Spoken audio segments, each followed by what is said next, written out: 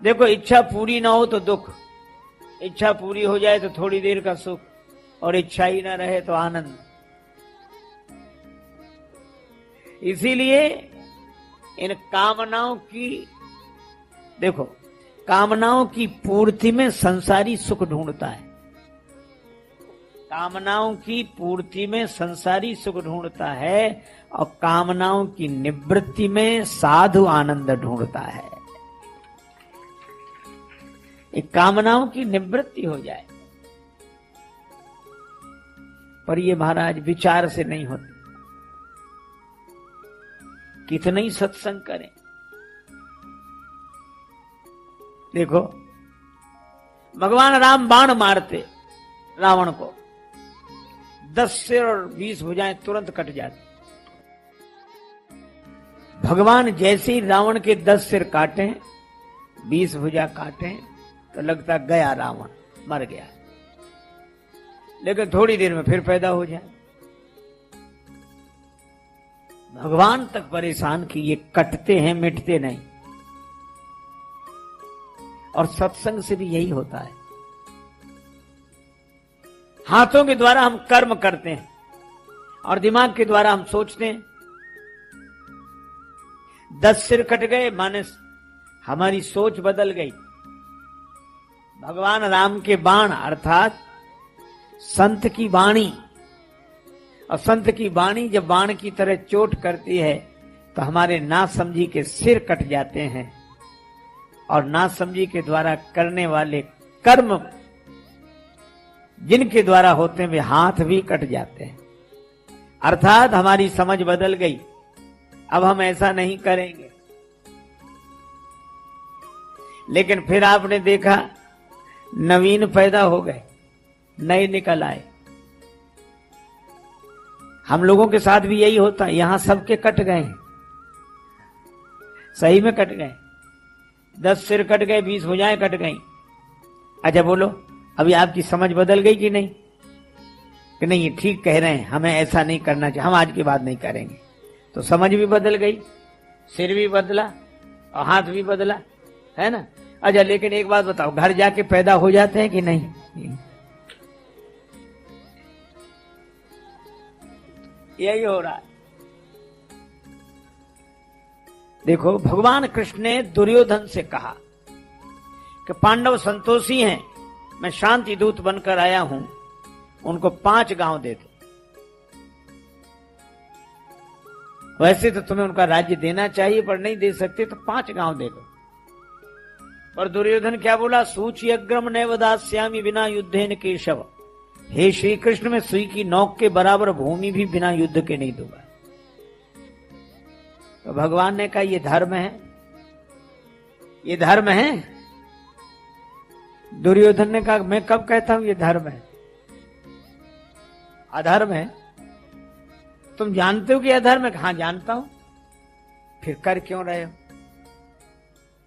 दुर्योधन ने कहा क्या बताऊं, मेरी भी कठिनाई यह है। जानामि धर्मम नच में प्रवृत्ति, जानाम्य अधर्मम नच में निवृत्ति, केनापि देवेन हृदय स्थितेन यथा नियुक्तोस्मि तथा करोमि। मैं जानता हूं कि धर्म क्या है पर उसमें मेरी प्रवृत्ति नहीं है। मैं जानता हूं कि अधर्म क्या है, उससे मेरी निवृत्ति नहीं है। कोई ऐसी जबरदस्त शक्ति बैठी मुझे जैसा नियोजित करती हूं वैसे ही करने के लिए विवश हो जाता हूं। और ये बात आपने सुनी होगी। इस बात से अपने जीवन को जोड़कर देखिए, यही होता है कि नहीं? गांव में 2 तरह के कुत्ते घूमते हैं, कुछ पालतू कुछ फालतू। फालतू तो अपने मालिक का दर छोड़कर नहीं जाता, फालतू गांव भर में घूमते हैं। आप किसी भी कुत्ते को रोटी डालो तो आप जहां रोटी डालोगे वहीं खाएगा, पूंछ हिलाएगा, ऐसे ऐसे हिलाता है जैसे अपनी भाषा में धन्यवाद दे रहा हो।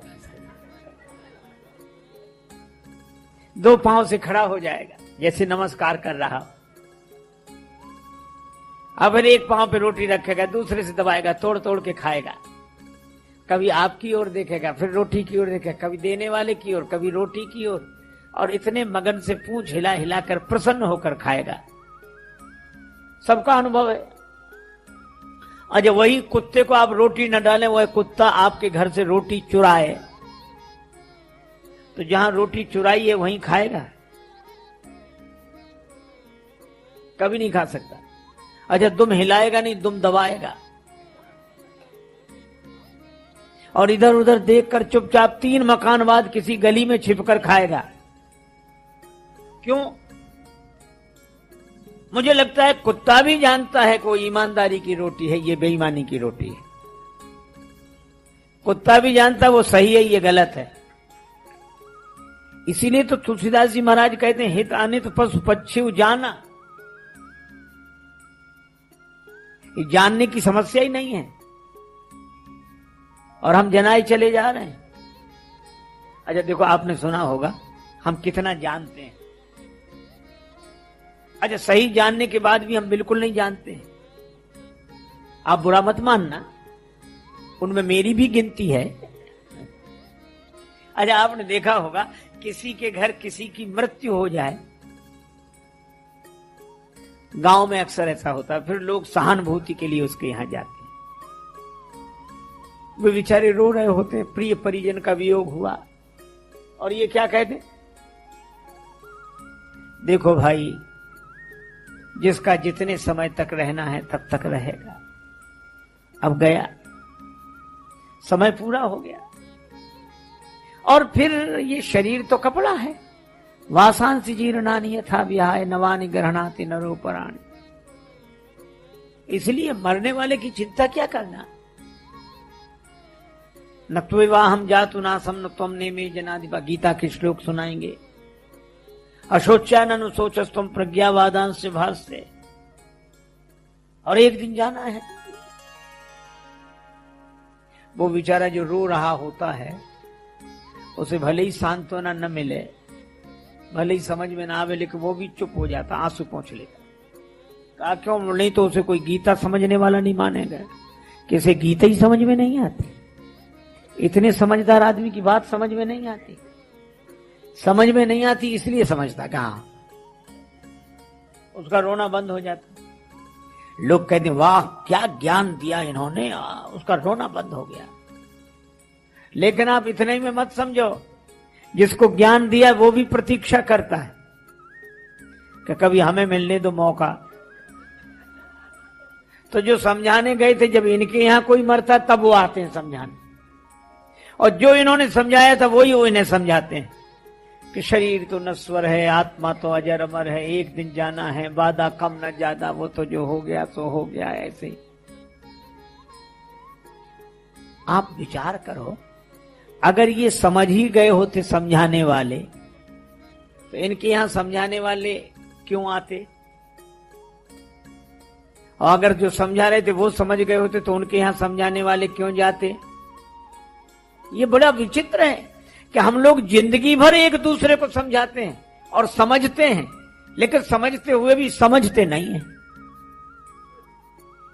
श्री तुलसीदास जी कहते हैं, देखिए सुनिए कहिए समझाइए, दशा हृदय नहीं आवे।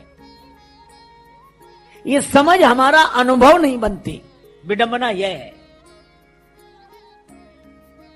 और रोना इसी बात पे होना चाहिए कि ये समझ हमारा अनुभव नहीं बन रही है, ये समझ हमारा स्वभाव नहीं बन रही है। अच्छा, सब लगे हैं समझाने के लिए। अब महाराज समझाने वाले तो ऐसे कि 2 आदमी, एक ने समझाया दूसरे ने समझा, दोनों भागे, वो आगे भागे ये पीछे।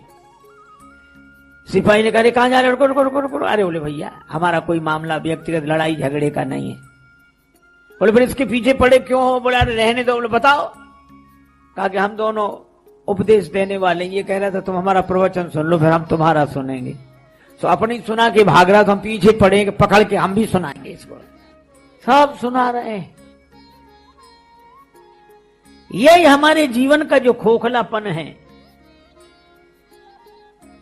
कि समझ कर भी हम समझ नहीं पा रहे हैं। रावण का आपने देखा, रावण जितना विद्वान शायद ही कोई हो। 4 वेद 6 शास्त्र उसके मुख में है, इसलिए वो 10 मुख कहलाता है। इतना बड़ा विद्वान, लेकिन रावण का ज्ञान कहां गया अपने जीवन में? ना, 5 सिर इधर 4 सिर इधर, सीधा सा अर्थ है रावण का ज्ञान इधर उधर वालों के लिए है, अपने लिए नहीं है। और रावण के 5 सिर जिधर उधर वजन ज्यादा, 4 सिर जिधर उधर वजन कम, तो गर्दन तो टेढ़ी रहती ही होगी। और रात को सोता होगा तो करवट कैसे बदलता होगा। रावण जैसे लोग कभी सुख से न सो सकते हैं, न गर्दन सीधी रख सकते हैं। इसीलिए मैं कह रहा हूं कि रावण विद्वान है, रावण विद्वान है, पर विद्यावान नहीं है।